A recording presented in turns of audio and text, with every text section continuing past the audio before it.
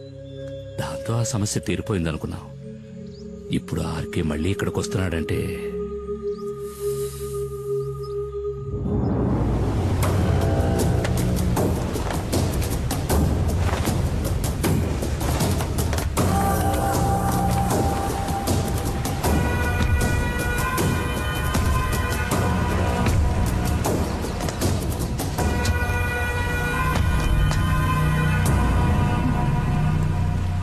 మైనా మైనా అడవి మైనా.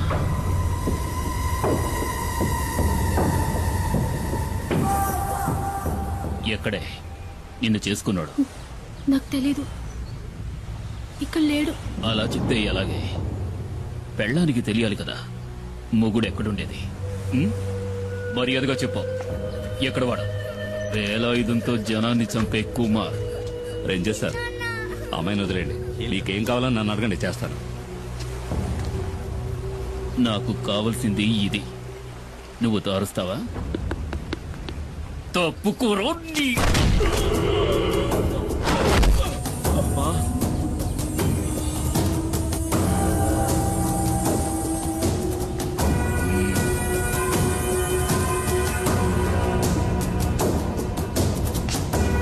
నిన్ను తీసుకెళ్లి కొంచెం విచారించాలి. సార్ వద్దు, తప్పు చేస్తున్నారు.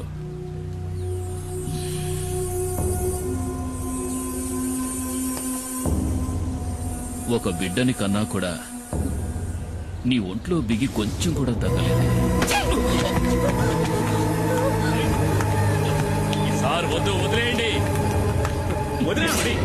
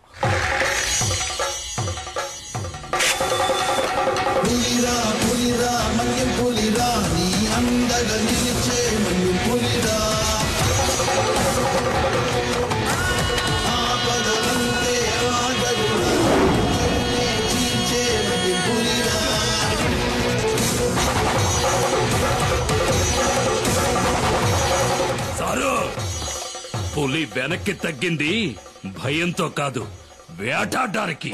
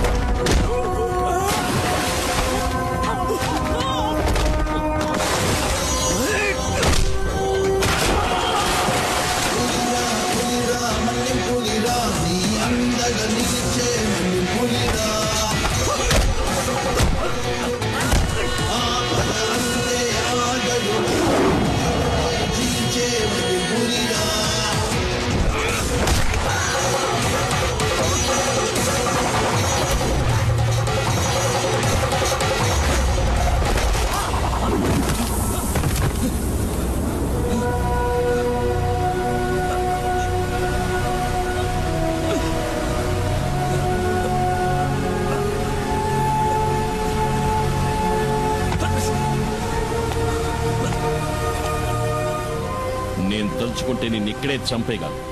ఈ పులియూరు పరిసర ప్రాంతాల్లో ఇంకొకసారి కాలు పెట్టావో ఆ పెట్టిన కాలుని నరికి పారేస్తాను. పోలా ఇక్కడి నుంచి.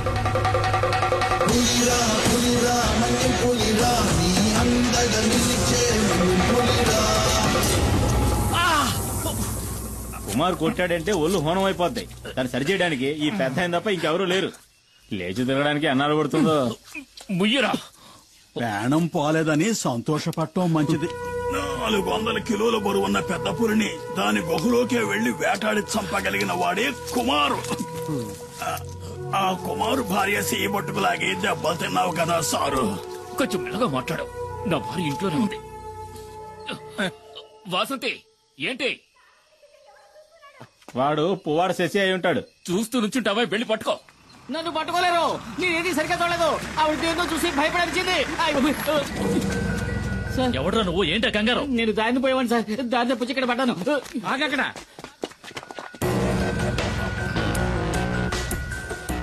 రమణాచారి, ఏసీపీ. ఇన్ఫర్మేషన్ వచ్చింది. రేపు ఉదయం వస్తారనుకున్నాను. నిన్న సాయంత్రమే పులియూరుకు వచ్చాను. అప్పుడే తెలిసింది మీకు యాక్సిడెంట్ అయిందని. చూస్తుంటే ఇది యాక్సిడెంట్ లా లేదే రేంజర్. ఏదో పులి దాడి చేసినట్టుంది. దిగులు పడకండి, నాకంతా తెలుసు. నేను పులివేటకే వచ్చాను. దానికి ఈ రేంజర్ సహాయం కూడా కావాలి. మీ పేరేమిటండి? దివాకర్ సార్. సరే, మీరిక వెళ్ళొచ్చు. ఈ వైద్యుని కూడా తీసుకువెళ్ళండి. నేను ఈ రేంజర్ తో కొన్ని విషయాలు మాట్లాడాలి. ఇది తమాషా కాదు కుమార్, జాగ్రత్తగా ఉండాలి. ఇంతవరకు పోలీస్ ఆఫీసర్లు ఎవరు నిన్ను వెతుక్కుంటూ ఈ ఊళ్ళోకి రాలేదు. ఇదే మొదటిసారి. కుమార్ ఏం చేశాడని? చూడనా, నువ్వు విషయం తెలియకుండా మాట్లాడుతున్నావు. పులిని చంపిన కేసు అయితే దానికి జామీన్ కూడా ఇవ్వరు. నేనే పులిని చంపానడానికి సాక్ష్యం ఏమిటి? అయ్యో కుమార్, ఎఫ్ఐఆర్ రాసింది ఆర్కే గనుక దానికి సాక్ష్యాలేం అక్కర్లేదు, ఆధారాలు అంతకంటే అక్కర్లేదు. అడవిలో ఏ మృగాన్ని చంపిన కేసైనా రేంజరే స్వయం సాక్షి అవుతాడు. కోర్టుకు అది సరిపోతుంది. అది చాలదన్నట్టు ఆర్కేను కొట్టిన కేసు ఒకటి. దివాకర్ చెప్పింది కూడా నిజమే కుమార్. కొన్నాళ్ళ పాటు నువ్వు ఎక్కడైనా ఉండడం మంచిది. ఎందుకని? నేనేం వెతుక్కుంటూ వెళ్లి అడవులో ఉన్న పులుల్ని చంపలేదే.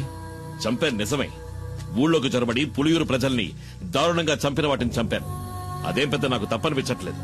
ఊళ్ళో వాళ్ళని పులి చంపితే కేసు లేదు, ఊళ్ళో వాళ్ళని చంపిన పులిని ఈ కుమారు చంపితే కేసు. ఈ పని కోసం నన్ను ఉరి తీసినా సరే ఆ రేంజర్ లాంటి ఎదవలకు భయపడి అడవిలోకి వెళ్లి ఎక్కడో తలదాచుకోవాల్సిన అవసరం నాకు లేదు. త్వరగా ఆ మూల పెట్టండి, బయటికి కనిపించకూడదు. రేయ్, ఏంట్రా మీరు చేస్తున్న పని? ఏంటి? అన్నయ్య కూడా ఓ మాట చెప్పకుండా అర్ధరాత్రి సరుకు తీసుకొస్తే మేమేం చేయగలం? ఎక్కడని దాచగలం? రేయ్, మీ అన్న సహాయం చేస్తానని చెప్పాడుగా, మరేంటి? రేయ్, అన్నయ్య సహాయం చేస్తానన్న మాట నిజమే. ఇప్పుడు ఆయన ఆ స్థితిలో లేడురా. ఈ పరిస్థితుల్లో అన్నయ్య వదన్ని చిన్నిని వదిలేసి రాలేడురా. అన్నయ్యతో నేను మాట్లాడతాను. ఆయన ఇంకో బండిని మీకు అరేంజ్ చేసిస్తాడు. సరే, అంతవరకు సరుకు ఈ లారీలోనే ఉండని. అదే ఇంకా ఎందుకు ఆలోచిస్తావు? ఇది చేసేది నీకోసం కూడా. ఆ విషయం మర్చిపోకరా. ఏంటి సింహాద్రి? రండి. ఏంటి విషయం చెప్పు. శంకర్ని నిన్న రాత్రి పోలీసులు పట్టుకున్నారు. రామయ్య కుడిబుతం వాడు. గంజా ఉన్న చోటు వాడికొక్కడికే తెలుసు. ఇప్పుడు ఏం చేద్దామంటావా? ఇప్పుడే దాన్ని పులియూరుకు చేర్చాలి. దానికి ఒక్కటే దారింది, కుమార్. అరెస్టోళ్ళు పోలీసులు వెంటనే ఇక్కడికి వస్తారు. వాళ్ళ కళ్ళు గొప్పి లోడు తీసుకెళ్లగలిగిన వాడు ఈ పులియూరులో కుమార్ ఒక్కడే. అదెలా జరుగుతుంది సింహాద్రి? ఈ పరిస్థితిలో కుటుంబాన్ని వదిలి కుమార్ అన్న ఎక్కడికి రాడని మని చెప్పాడుగా. ఆ విషయం నాకు తెలీదు. ఈ సమస్య నుంచి మిమ్మల్ని రక్షించడానికి కుమార్ తప్ప ఇంకెవరూ లేరు. మేమంతా ఎంక్వైరీ చేశామన్నా. ఆ రేంజర్ ఇప్పుడు హాస్పిటల్లో ఉన్నాడు. మీకు వ్యతిరేకంగా హత్యానేరం కింద కేసు రిజిస్టర్ చేశాడు. అది కాక పులిని చంపిన కేసు ఒకటి. మేము వెళ్ళడానికి నువ్వు చెప్పిన జీప్ సరిపోతుంది. మిమ్మల్ని పోలీసులకు అప్పచెప్పి ఇక్కడి నుంచి వెళ్ళడానికి మనసు రావడం లేదన్నా. ఇప్పుడు వాళ్ళకి దొరికావంటే జామీన్ మీద కూడా బయటికి రానివ్వకుండా జైల్లో వేస్తారు. అన్నా, ఆలోచించుకునే టైం లేదు. పోలీసులు పెద్ద ఎత్తున బయలుదేరారంట. నువ్వు నీ కుటుంబం మాతో పాటు వచ్చేయండి. ఈ అడవి దాటితే చాలు మనల్ని ఆ తర్వాత పోలీసులు ఏం చేయలేరు. ఇది కన్ఫర్మ్. చూడండి, మిమ్మల్ని పోలీసులు పట్టుకుపోయారంటే మేమేం ఉయ్యోగయ్యో చూసుకుంటాం. కుమార్, ఇక నువ్వేం ఆలోచించొద్దు. ఇక్కడ ఏం జరిగిందని నేను చూసుకుంటాను. నువ్వు మైనాని పాపను తీసుకుని ఇక్కడి నుంచి బయలుదేరు. అన్నా వెంటనే బయలుదేరదాం. పోలీసులు ఎప్పుడైనా ఇక్కడికి రావచ్చు. వస్తారా? రాని. ఒక్క పోలీసు కూడా వంతిని దాటి ఇక్కడ కాలు పెట్టలేడు. కుమార్, నువ్వు వీళ్ళని తీసుకుని అడ్రోడ్ గుండా వెళ్ళిపో. వెళ్ళమంటున్నారుగా, వాళ్ళు వచ్చేస్తారు. వెళ్ళు. ఏదో కావాలనుకుని ఎవడికో భయపడి ఈ పులియూరు గడ్డ దాటి నేనెప్పుడూ కాలు బయట పెట్టలేదు. ఇదే సరైన నిర్ణయం మీకు అనిపిస్తే నేను వస్తాను.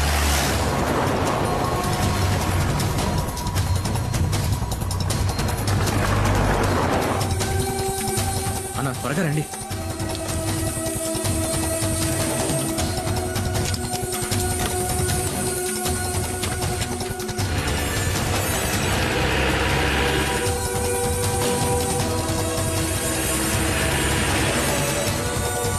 త్వరగా.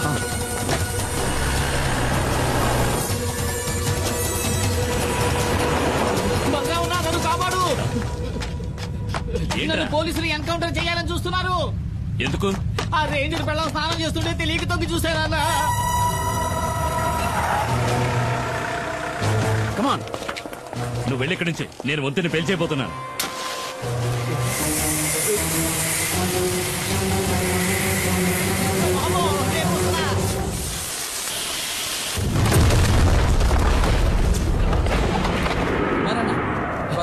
బండి కూడా రెడీగా ఉంచారు.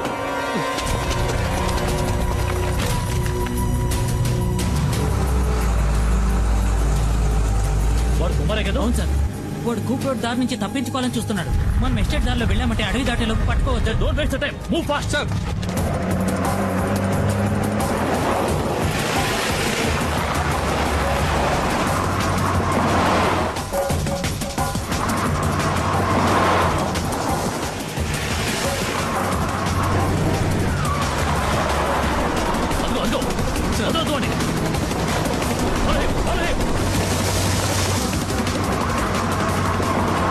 కుమారన్నా, వేగంగా వెళ్ళండి.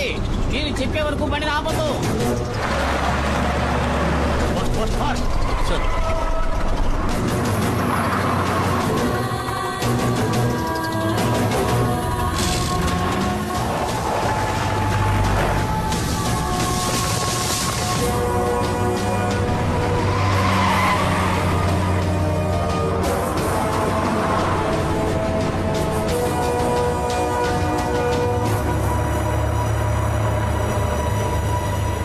పోలీసులు దొరికితే అంతే.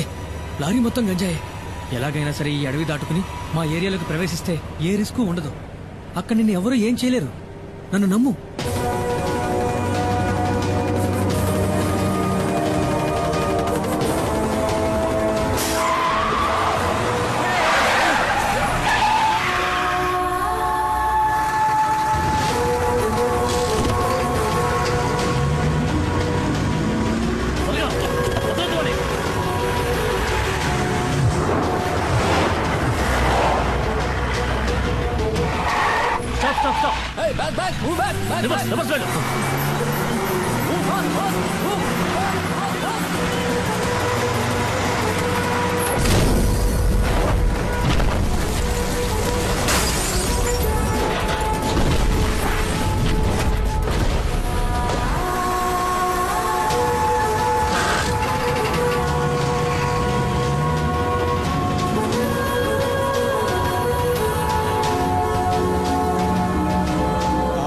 పులియూరు వదిలిపెట్టి వెళ్లిన కుమారు అతని కుటుంబము మంగళాపురం దగ్గర డాడీ గిరిజా సంరక్షణలో ఉన్నారు.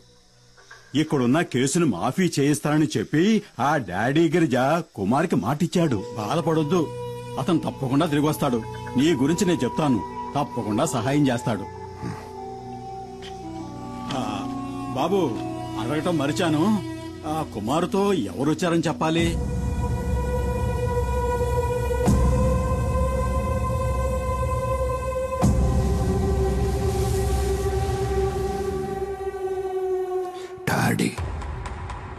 డాడీ గిరిజా.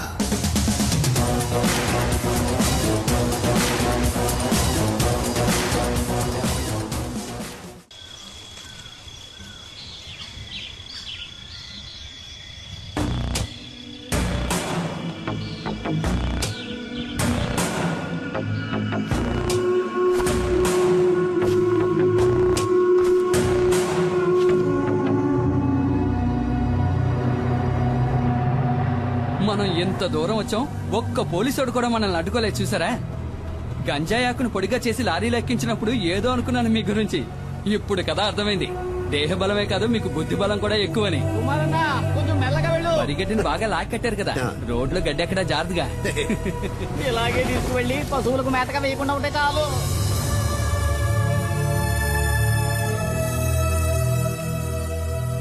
డబ్బు విషయం ఏమైంది? అది మేస్త్రి, డాడీ గిరిజా గురించి కాస్త అర్థమయ్యేటట్టు చెప్పవయ్యా. దేఖో డాడీ, ఇవ్వాల్సిన డబ్బు ఇచ్చే తీరాలి. నువ్వేదో కష్టంలో ఉన్నావని ఖాదరాబాయ్ ఇన్నాళ్ళు ఓపిక పట్టాడు. ఇప్పుడు నువ్వు పెద్ద కోటీశ్వరునివైనావని ఊరంతా చెప్పుకుంటున్నారు. ఈ విషయం తెలిసిన ఖాదరాబాయ్ పాత బాకీ తీర్సమానంలో ఏం తప్పున్నది? బషీర్, వ్యాపారం నుంచి వీళ్ళు విడిపోయినప్పుడు ఈయన కాదరకు ఇవ్వాల్సిన డబ్బు ఎంత అనేది కాదరకు మాత్రమే తెలిసిన లెక్క. ఇంకెప్పుడు ఆ డబ్బు వసూలు కోసమని ఇక్కడికి రాకండి, సరేనా? ఇదే గనక మీ నిర్ణయం అయితే చాలా పెద్ద గొడవలు అయిపోతాయి. ఖాదర్ బాయ్ తో గనక పెట్టుకున్నారనుకోండి, నీకు తెలుసుగా ఎలాంటి వాడో. రంగంలోకి దిగినాక ఏం చేస్తాడో ఎవరికి తెలియదు.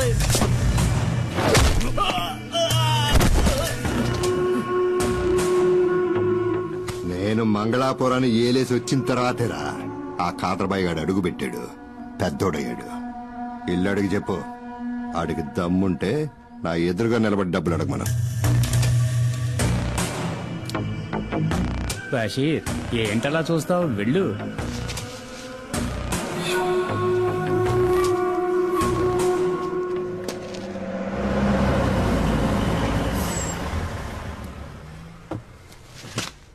రాన్నా. డాడీ, ఈయనే కుమార్. సరకు లారీలో ఉంది. ఈయన వాళ్ళ ఊళ్ళో ఉండలేని పరిస్థితి, అందుకని నేనే కుటుంబంతో సహా ఇక్కడికి తీసుకొచ్చాను.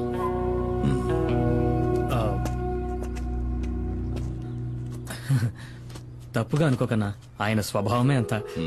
మేస్త్రి, కుమార్ అన్న ఫ్యామిలీతో మన అవుట్ హౌస్ లో ఉంటారు, సరేనా? భద్రా, ఇల్లు త్వరగా శుభ్రం చేయి. అలాగే సార్. అన్నా, ఇదే మీరు ఉండబోయే కొత్త ఇల్లు. ఇదా? ఈ ఇల్లా? ఇది మాకు సరిపడదు. మాలాంటి వాళ్ళు ఉండడానికి ఏదైనా చిన్నిల్లు ఉంటే చూడు. అది సరే, ఇంకేదో అనుకున్నాను. 2 రోజులుంటే అంతా అలవాటు అయిపోతుందన్నా, తర్వాత దీన్ని వదిలిపెట్టి వెళ్లారు. నువ్వు ఇంకా బతికే ఉన్నావా? వేటగారాలొద్దు, వెప్పదీయండి. చెయ్యమంటే కాళ్ళు పట్టుకున్నాడే. నాకు వ్యతిరేకంగా కుట్ర పన్నారు. నీకు ఇదే సరైన శిక్ష. ఎందుకు? స్నానాలు చేస్తుంటే తొంగి చూసినందుకు, నాతో చెప్పకుండా నా బండెక్కినందుకు. నేను అర్జెంట్ గా ఒంటేరికి వెళ్ళాలి. దానికి నన్నేం ఎక్కడ చేయమంటావు? పోసుకోవాలో చెప్పండి. ఇంట్లోకి వెళ్ళు. ఇంట్లోకా? అరే, ఇంట్లో టాయిలెట్ ఉందని చెప్తున్నా. నాకు ఆరు బయట వెళ్ళడమే అలవాటు.